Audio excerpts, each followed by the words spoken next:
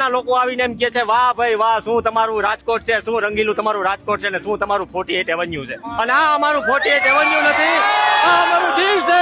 એક બાજુનું અમારું દિલ છે 48 એવન્યુ. એક તારક મહેતાના ઉલ્ટા ચશ્મામાં એક ગોકુલધામ છે જે મુંબઈમાં છે, બટ રાજકોટનું જો કોઈ ગોકુલધામ હોય તો એ છે 48 એવન્યુ. અને ગરબા રમવાનું શરૂ કરે પછી નોન સ્ટોપ પૂરી એનર્જી સાથે એ ગરબા રમે, કારણ કે માતાજીની.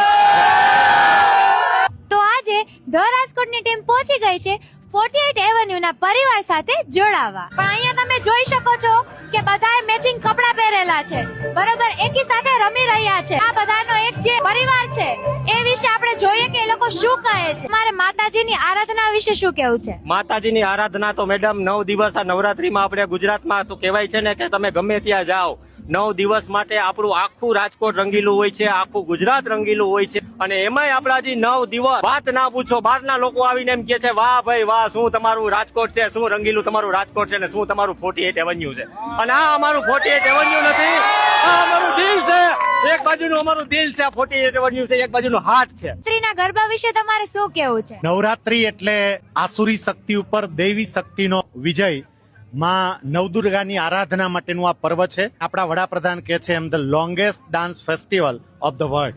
ગુજરાતી હોય અને એમાંય ગરબા હોય એટલે કાંઈ ઘટે જ નહીં. અમારું 48 એવેન્યુ પરિવાર જ્યારે ભાઈઓ અને બહેનો ભેગા થાય અને ગરબા રમવાનું શરૂ કરે પછી નોન સ્ટોપ પૂરી એનર્જી સાથે એ ગરબા રમે, કારણ કે માતાજીની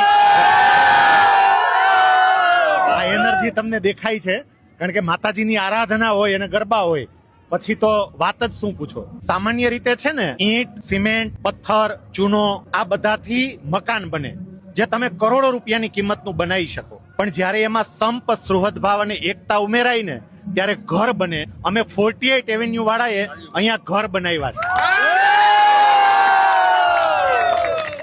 તો આજે જે તમે બધાએ કોસ્ચ્યુમ મેચિંગ કર્યા છે એ વિશે તમારે શું કેવું છે? અમારા ખાલી કોસ્ટ્યુમ જ મેચ નથી થયા, અમારા બધાના મંડળા પણ મેચ થયેલા અને મંડળા દિલડા બધું મેચ થાય એટલે કોસ્ટ્યુમ મેચ થઈ જ જાય, એમાં કોઈ પ્રશ્ન નથી. ફ્લેટનો પરિવાર એટલે એના ગમે તેટલું બોલીએ તો પણ શબ્દો ઓછા જ પડે. ખરેખર તો એવું લાગે છે કે બધી બહેનોમાં માતાજીઓનું સ્વરૂપ દેખાઈ જાય છે ખરેખર. તો તમે જોઈ શકો છો કે 48 એવન્યુ ના પરિવારનો એક સ્પેશિયલ રાસ છે.